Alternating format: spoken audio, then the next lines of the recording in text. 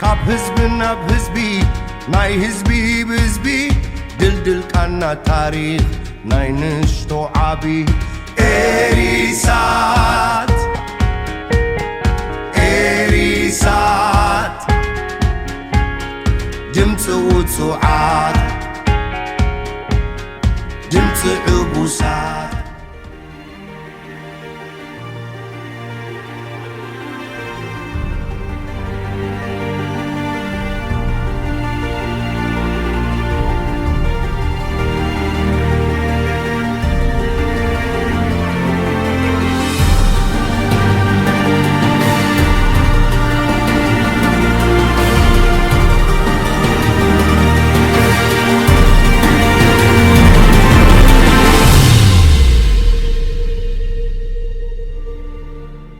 زي ناب إرترا أبقرب أوان زمت زرلو لوتي بهزب إرترا نهزب إرترا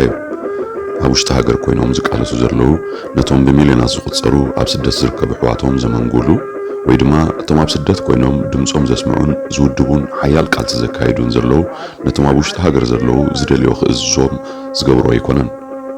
أبزب إرترا وجنات يرلون بإرترا حنت وجن يزلا مسادما وجن دليت تسبق حواتهم إذا معلتو أغيلوز متزلو لوتي بتعوشت هاجر تسريع زلو هزبي زساتفو من قصقاساتن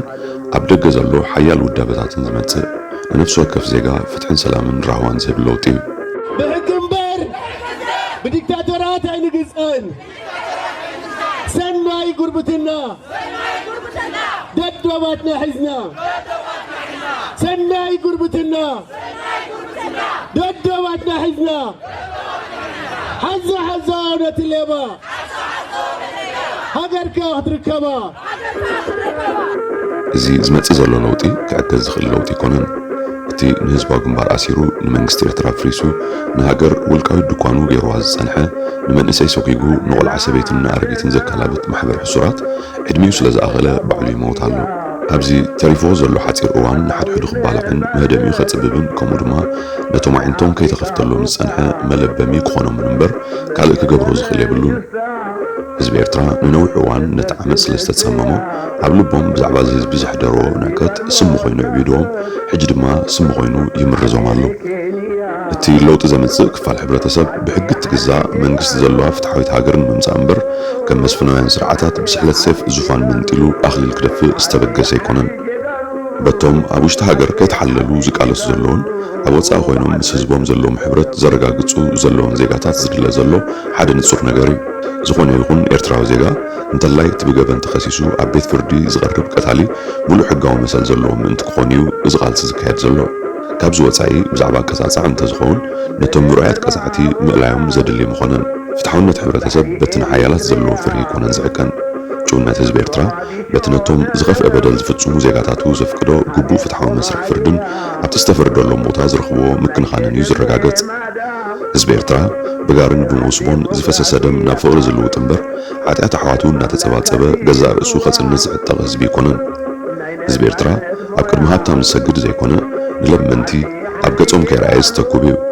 حزب إرترا نزغتا من مبلتن كحاتتو زطور نوتسع قدم نفسو زحلي بهل زلو معرو حزبيو هاجر تخبر نخلهم زيغاتاتا بمخبار سلازخونه ازمت زلو لوطي كلهم زيغاتات كم تستفطرلو اب هاجرهم ملء كبرت رخيبهم زنبرلو تنبرق زبدلو مو حق خدسو زبينلهم زيكات تستفردلهم كنطابون مقصعت زيرخبلو فردهم كودو خلو صبيخم زرايلو مبر بهاجرهم زخحرلو ايكخونن زخعمت صالح بوجله ادمين من نواح تزمت زلو لوطين وزحات زيغاتات كقصع يمص كم زلو مسيلو بمغلات دغفتي كخسب يفتنالو نغو حدش تلفزيون نخفتكا دغبر دلو صراح من مولولو ገንዘብ ካበይ መጻአሎ ያየኖት ውልቀ ሰባት የምዚኦም ናብሮም አለም ዘይኩሉስ ከምዛ መሰለ ዓበይቲ ቴሌቪዥናት ስቴሽናት ሳተላይት ተኺሎም ድንቀሳቀሱ ደሎ ሕጂ ተኾነ ህዝብ ኤርትራ ተዓራቕ እምበር ተቃጻሕ ይኮነን ቶም ለውጥ እንተመጺኡ ክቕጭዑ ምዃኖም ዝኣምኑ ዘለዉ ድማ ቶም ዝበደሉ ይኮኑን ቶም ዝበደሉ ኣብ እዋን ለውጢ ኣብ ሃገር ከም ዘይጸንሑ ይፈልጡ እዮም ካብቶም ተኸሲሶም ኣብ ፍርዲ ክቐርቡ ዝግብኦም ገበነኛታትን ከዳዓትን ሒደት ኣብ መገዲ ተታሒዞም ክምለሱ እኳ እንተኾኑ እቶም ኣብ ሃገር ዝጸንሑ ዕሽር ናይቶም ገበነኛታት ኣይክኾኑን እዮም ህዝቢ ኤርትራ ሓዳጊ ህዝቢ ስለ ዝኾነ ነቶም ተጋግዮም ዝነበሩ ኣብ ዝፈታን እዋን ግና ሃገር ንምድሓን ወሳኒ ተራ ዝፃወቱ ኣሕዋት እውን ልቦም ርእዩ ጌጋታቶም ከም ናይ ንኹሉ ካልእ ጌጋ ይቕረኽብለሎም ድሉ ዝኾነ ህዝቢ እዩ ማሕበር ሕሱራት በብውልቆም መህደሚዮም ኣብ ዘናዲሉ ዘለዉ መዓልቲ ከም ተደጋጊሞም ዝተማባጽዖ ነዚ ሃገር ሓዊ ክዕምላ ክኸዱ ይዳለዉ ኣለዉ። ኤርትራ ሃገር ኮይና ክትቅጽል ንዘለኣለም ተስፋ ዘይብላ ገይሮም ገዲፎማ ክዕዘሩ ንነዊሕ ተዳልዮም እዮም። እቲ ዕዮ ብሕጂ ዝጅምርዎ ዘይኮነ ኣብዚ ዝሓለፈ 18 ዓመታት ፈቲኖሞ ነቲ ለውጢ ዝደሊ ማዕበል ንምድኻም ዝተጠቕሙሉ እዩ። በቶም ቅድሚ 20 ዓመት ዝተፈንዎ መርዚ ክሳብ ሕጂ ከይበጽሖም ጸኒሑ ሕጂ ምስ ለገቦም እናዕበድበዱ እንተዘይተፈላለና ዝብሉ ወገናት ክመጽእ ዝኽእል ሓደጋ እኳ እንተዘየለ እቲ ጸላእቲ ህዝቢ ኤርትራ ዝኣመነሉ መሳርሒ ግና ንሱን ከምኡ ዝኣመሰለ ካልእ ሕንዛ ማጽዋርን እዩ። ኤርትራ በቶም ብቢልዮናት ዶላር ዝትመን ሃብቲ ሰሪቖም ኣርሒቖም ዝቐመጡን ተምሳሌት መንግስቲ ከይህሉ ዝፀዓሩን ናይ ሕጂ መራሕቲ ህግደፍ ኣይኮነትን ደው ኢላ ዘላ። ስለዚ ድማ እቶም ነቲ ንስሙ ዝሰርሕ ዘሎ ኣካላት መንግስቲ ዘሳልዩ ዘለዉ ዜጋታት ከም ንኹሉ ጸዋር ኤርትራዊ ልዑል ኣኽብሮት ይግብኦም። ህዝቢ ኤርትራ ነዚ ኩሉ ዓመፅ ብህድኣት ኣብ ዝባኑ ስለ ዘፀሓያያ ሃገር ካብ ኣፍ ጉድጓድ ትድሕን ዘላ። እዚ ዝመጽእ ዘሎ ለውጢ ናይ ህዝቢ ኤርትራ ካብ ህዝቢ ኤርትራ ስለ ዝኾነ ከምቲ ኣብ ዝሓለፈ 200 ዓመት ናብ ኤርትራ ዝመጹ ሰብ ሰይፍን ጠበንጃን ዝገብርዎ ዝነበሩ ብመቕጻዕትን ብራዕድን ዝኸይድ መሪሕነት ዝረኣየሉ ይኮነን። እዚ ዝመጽእ ዘሎ ለውጢ እቲ ህዝቢ ኤርትራ ንኣማይት ዓመታት ዝተሓረሞ ሰላም ሒዙ እዩ ዝመጽእ ዘሎ። እዚ ሰላም እዚ ነቲ ካብ ኩሉ ክቡር ዕንቁን ወርቅን ዝኸብር ጭዋ ባህሊ ህዝቢ ኤርትራ ዘንግስ እዩ። زي كمتي كحلالو زدليو قلطف مفراس هاجرن ሕብረተሰብን ኣብ ኤርትራ ያጋጠመን ብሕጁን ከምኡ ዝመስል ሓደጋ ተስፋ የብሉን ህዝቢ ኤርትራ ኣብ ጥራይ ከብዱ ንኹሉ ተሃገር ደው ክትብል ዘድልያ ዘበለ ክገብሮ ጸኒሑ እዩ ንልዕሊ 10 ዓመት ወተሃደራት ኣብ ጥራይ ከብዶምን ኣብ ጥራይ ዝባኖምን ሃገር ሓልዮም ዘይበልዑን ዘይሰትዩን መምህራን ንልዕሊ 10 ዓመታት ንህፃናትን መንእሰያትን ህዝቦም አንቂሖም ሓካይም ከይተኸፍሉ ከይከበሩ ንልዕሊ 10 ዓመታት ንህዝቦም ተኸናኺኖም እዮም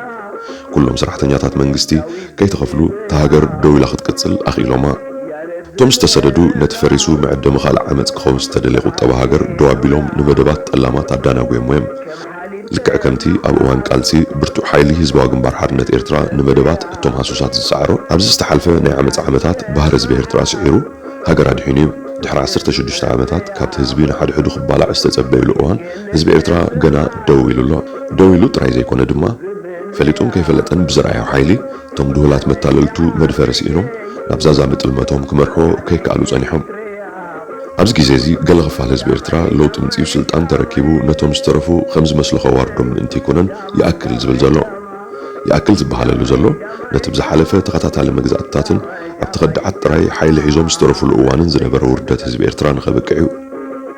زي نلوت زكايد زلو غالسي نفسو كف إرترا وزيغا وانا مريتو وانا هاجرو حراي مرحتو حلاو حواتو حنصاص حقتاتو كمو دما قياس مصايو خم زخونه نخذكر زكايد زلو بزما عبل لوطي زغنفلو زلوون نساتهم تي بببحتي استحلف غالسي سلام مسكونه نخلو خزن توليو نزا منغستي تتكل ኤርትራ ዝመርحዋውን ንሳቶም ቶም ወገን ሃገሮም ዝሓዙ ኣቀዲሞም ዝገብርዎ ዝፈልጡ እኳ እንትኾኑ ቶም ተደናጊሮም ዝጸንሑ ዝልብሙሉ እዋን ድማ ሎሚ ቶም ምስጢራዊ ስራሕ ዝሰርሑ ኣባላት ስለያን ጸጥታኑን ኣብዚ ወሳነ መድረኽ ሃገር ከተንሱ ተዳልዮም ኣለዉ እንተ ዘይተቃለሰ ብህዝቢ ብሕጊ ዝሕተት ወገን እኳ እንተዘይሃለወ ሕድር ናይቶም ሓርነት ከምፁን ሃገር ክሕልውን ዝሓለፉ 10 ኣሽሓት ጀጋኑ ዘይሕርክኾ ጽቡቕ ናይ ህዝቡ ዘይደሊ ዜጋ ስለ ዘይህለ ነዚ ናይ ለውጢ ማዕበል ኩሉ ዜጋ ብዘይተረፍ ክሳተፎ እዩ ናብ ኤርትራ ዝመጽእ ዘሎ ሰላም ዝተባለወ ክገብሩ እናተቐሰቡ እናተጸልኡ ክዕመፁ ዝጸንሑ ሓይሊ ዘይብሎም ዜጋታት ዝቕጽዕሉ ዘይኮነ ኩሉ ህዝቢ ኤርትራ ሓቢሩ ዝከሓሰሉ እዩ እዚ መጽእ ዘሎ ለውጢ ንዓመፅ ክቐጽዕ ዝመጽእ ኣይኮነን ጉዳይ ገበንን በደልን ክድዓትን ነናይ እቶም ዝምልከቶም ቤት ፍርድታት ስራሕ ክኸውን ህዝቢ ወይ ውልቀ ሰባት ወይ መንግስቲ ዘቕርቦ ክስታት ብግቡእ ተራእዩ እቶም ተኸሰስቲ ድማ ግቡእ ውክልና ረኺቦም ብዝካየድ መስርሕ እንተዘይኮይኑ ካብሎም እንዳሓር ኣብ ኤርትራ ብበትርን ብሰይፍን ብጠበንጃን ዝመጽእ ፍትሒ ኣይክህሉን እዩ እዚ ሃገር ከንጽህ ዝመጽእ ዘሎ ማዕበል ነቶም ንህግደፍ ኣሲሮም እናዳነገሩ ሃገር ዘዕሙ ዘለዉ ጠለምቲ ኣልዩ ሓያልን ብስርዓት ዝናበርን መንግስቲ ኤርትራ ክተክል እዩ እዚ ዝመጽእ ዘሎ ለውጢ ነቶም ናጽነት ሃገር ዘውሓሱ ጀጋኑ ተጋደልቲ ዘኽብር ለውጢ ይኸውን ቶም ንኹሉ ክብርታት ህዝቢ ኤርትራ ጸይሮም ወፊሮም ሃገር ኣድሒኖም ዝተመልሱ ጀጋኑ ኣብዚ ዝሓለፈ 28 ዓመታት ዝሓለፎ ሕስረት መወዳድርቲ የብሉን ተን ኣርማ መቐየሮ ሕብረተሰብ ዝኾና ተጋደልቲ ዝጸርኦ ውርደት ንኹሉ ጅግንነተን ገፊፉ ክድርቢ ዝተመደበ እዩ ሃገር ካብ ጸላእ መንዚዖም ከምጽኡ ህይወቶም ክህቡ ድልዋት ንዝነበሩ ጀጋኑ ኣብ እዋን ናጽነት ክወሃቦም ዝነበሩ ክብሪ ኣዝዩ ልዑልን ብዋጋ ዘይትመንን እኳ እንተኾነ ንኹላቶም ብዘይተረፍ እንተው ሓደ ነተን ከይመደቦን ዝተረፍኦም ዓመታት ብጽቡቕ ምእንቲ ክነብሮን መሰረታዊ ጥሮታን መጠናዊ መንበር ዝኾኖም ቤትን ክወሃቦም ግዴታ ምኾነ ካብ ሕጂ እንዳሓር ግና ስድራ ስውእ ዝሓስሩላ ስንኩላን ዝዋረዱላ ተጋደልቲ ርእሶም ዝንዕቁላ ወርሳይ ሃገር ዝጸልኡላ መንእሰይ ክሃድም ዝሓልመላ ኤርትራ ሓውያ ሓብሓቢት ህዝባ ክትኮን እያ ተነቃልሲ ኣደ ኮይና ዕፅፍታት ቃልሲ እናካየደት ብህይወት ዝኣተወት ጅግና እንተዘይከቢራ ኣብ ኤርትራ ብሕጂ ክትከብር ትኽእል ጓል ኣንስተይቲ የላን። እቶም ጀጋኑ በቲ ስም ንሳቶም ዝዕወትዎ ውድብ ሒዙ ዝዕምፆም ዘሎ ጉጅለ ጠላማት ዝሃቦም ውርደት ክረኣይ እንተኮይኖም ኣብ ኤርትራ ንመጻኢ ዝኸውን ፍትሃዊ ሃገሩን ጅግናን ኣይክህሉን እዩ። ክብረት ጀጋኑ ህዝቢ ኤርትራ ክብሪ ህዝቢ ኤርትራ ስለዝኾነ እዚ መጽእ ዘሎ ለውጢ ነቶም ሓርነት ዘረጋገጹን ነቶም ንዓታቶም ተኸቲሎም ንሃገር ዘውሓስዋን ዝሕልውዋ ዘለዎን ጀጋኑ ብምኽባር እዩ ድሕነት ሃገር ከረጋግጽ። ድሕነት ሃገር በቶም ንህይወቶም ንሳልሳይ ራብዓይ ግዜ ወፍዮም ከድሕንዋ ተዳልዮም ዘለዉ እዩ ክመጽእ። ቀጻልነት ሰላም ድማ ንኹሎም ጀጋኑ ንኹሉ ህዝቢ ኤርትራ ብምኽባር እዩ ክመጽእ። እዛ መላእ ህዝባ ሓላዊያ ዝኾነት ሃገር ንህዝባት ተኽብረሉ ሰዓት ነባር ሰላም እተሃንጸሉ ሰዓት እፎይ ትብለሉ መዓልቲ ራህዋ ኣኺሉ እዩ። ሎሚ በዘመንና መምዘንን ሓደ ጅግና ፖለቲከኛ ዝበሃል ወይ መራሒ ጅግና ናይ ሃገር ዝበሃል ብስለት ኣእምሮ ዘለዎ ብስለት ፖለቲካ ዘለዎ ፀላእ ዝነበረ ናብ ፈታዊ ዝቕይር ፈተውቱ ዘብዝሕ ርሑቕ ዘለዉ ዘቕርብ በረኻ ኮይኖም ብረት ዘዋጣውጡ ዘለዉ ንዑ ዓዲ ሰላም ሳይ ተወዳደሩ ዝብል ዝኮረን ተልዩን ዝእስስ ዝተበደለን ተልዩን ዝቕሕት